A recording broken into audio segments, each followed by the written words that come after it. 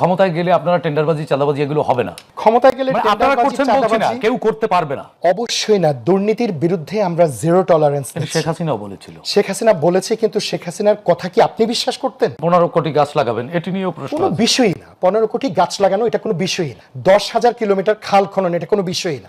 সবার আগে জনগণ তো রাখেননি, সবার আগে বাংলাদেশ। সবার আগে যখন বাংলাদেশ হয় তখন সেটা জনগণকেই বোঝায়। এইটুকু বোঝানোর জন্য কি আমার নতুন করে আবার ক্লাস নিতে হবে নাকি?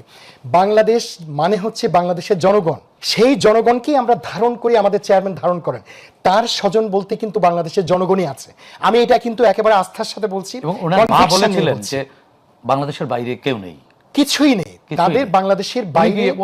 উনি হয়তো ধারণ করবেন, লালন করবেন, আপনারা তো আর পার করবেন না। একটু তো অপেক্ষা করতে হবে। 12 তারিখের নির্বাচনের পর কি আল্লাহ রাব্বুল আলামিন ভালো কাজগুলো দেখবার জন্য, না আপনাদের রুদ্রমূর্তি দেখবার জন্য? আপনি নিশ্চিত থাকেন অসাধারণ কাজগুলো আপনি দেখতে পাবেন। গত বিগত সময়টাতে আপনি যেভাবে দেখেছেন, আমরা 31 দফা আমাদের ইশতেহার ছোট ছোট করে দেখেন। আমরা কিন্তু অলিক কোনো কথা বলিনি, মেগা প্রজেক্টের কথা বলিনি, আমরা ছোট ছোট কথা বলেছি। আপনি যদি 2 কোটি ফ্যামিলিকে আপনি ফ্যামিলি কার্ড দেন, তাহলে আপনি বছরে 5,000 কোটি টাকা খরচ করবেন। এটা সাধ্যের ভেতরে। আনবেন কোত্থেকে টাকাটা? আপনি এই দেশে লুটপাট করছেন, দুর্নীতি করছেন, বছরে 1,60,000 কোটি টাকা কম আর বেশি। আপনি বিদেশে পাচার করছেন 1 লক্ষ কোটি টাকার বেশি। প্রতিদ্বন্দ্বী যারা আছেন তারা বললে সুযোগ ছিল, তারা আয়ের উৎস বলেছেন যে মুসলিম বিশ্বের। আমি আপনাকে তো বলে দিচ্ছি, আপনার আনারই দরকার নেই তো। আপনি আমার কাছ থেকে শোনেন। আপনি 1,60,000 কোটি টাকার দুর্নীতি করছেন, আপনি 1 লক্ষ কোটি টাকার উপরে পাচার করছেন প্রতি বছর। এই জিনিসটা আপনি সামান্য বন্ধ করে দেন। আপনি যদি ওইটুকু শুধু বন্ধ করতে পারেন, একটা প্রতিশ্রুতিও আপনি অপূর্ণ রাখতে হবে। পারবেন সেটি? অবশ্যই পারবো। আপনাকে আরো একটা কথা বলি, আপনাদের সাহসের শক্তির জোর কোথায়? আমরা তো একটা সাহসী রাজনৈতিক দল। আমাদের চেয়ারম্যান একজন সাহসী মানুষ, এবং সাহসের সাথে তিনি নির্বাচনী প্রচারণা চালাচ্ছেন। উনি জনগণ যে ওনার কাছে আসতে চাচ্ছেন, সেখানটাতে কোনো বাধা দিয়েছেন আপনি দেখেছেন?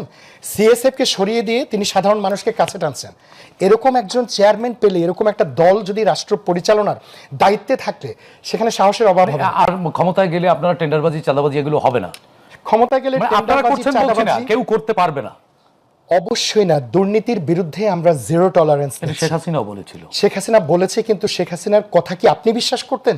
শেখ হাসিনা যে কর্মকাণ্ডগুলো করছে, কষ্ট হয়তো হতে পারে, এটা হয়তো এই বিশ্বাস ভেঙে দিবেন আপনারা। এই বিশ্বাস ভেঙে চুরমার করে দেব আমরা। লাস্ট একটা কথা বলি, প্রতিশ্রুতি বাস্তবায়নের জন্য অনেক রাজনৈতিক দল কিংবা কোনো গোষ্ঠীও বিভিন্ন বিষয়ে সমালোচনা করে। আপনি সমালোচনা করছেন যে 10,000 কিলোমিটার আমরা খাল খনন করব, সেটা নিয়ে আপনার একটা শঙ্কা আছে যে এটা পারবো কিনা। একটা কথা শুনেন, 8 লক্ষ, আবার 15 কোটি গাছ লাগাবেন, এটি নিয়েও প্রশ্ন। কোনো বিষয়ই না। 15 কোটি গাছ লাগানো এটা কোনো বিষয়ই না। 10,000 কিলোমিটার খাল খনন এটা কোনো বিষয়ই না। বাংলাদেশে, আপনাকে অর্থের বিষয়ে একটা কথা বলি, বাংলাদেশে আমাদের প্রতি বছর বাজেট কিন্তু 8 লক্ষ কোটি টাকা কাছাকাছি, তাই না? 7.9। তো এখন আপনি যে ডেভেলপমেন্টের জন্য মেগা প্রজেক্টে খরচ করে আপনি ব্যয় করতেন, সেই জায়গাটাতে আপনি যদি শুধু 1 লক্ষ কোটি টাকাও আপনি সাইডে রাখেন প্রতিশ্রুতি বাস্তবায়নের জন্য, সেটা সম্ভব। সুতরাং এমন কোনো অলিক প্রতিশ্রুতি আমরা দেইনি যেটা বাস্তবায়িত হবে না। শেষ কথাটা এই পর্যায়ে বলি, যে আশাটা আপনি করছেন, ইনশাআল্লাহ আপনাদের এই বিশ্বাসের মর্যাদা আল্লাহ যদি আমাদেরকে সরকার পরিচালনার দায়িত্বটা দেয়, আমরা দেব।